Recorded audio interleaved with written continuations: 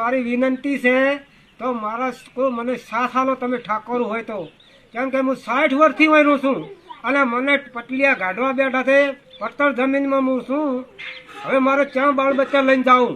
અમારા કોઈ વધાર નથી અને અમે ચા આવડા બચ્ચા લઈને સાહેબ તો અમારા ઠાકોર હોય તો મને સાથ આલો પૂરેપૂરો.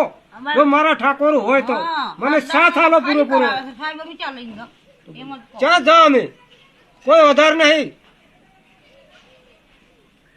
આ પટલિયા મને ગાઢવા બેઠા છે 60 વર્ષથી.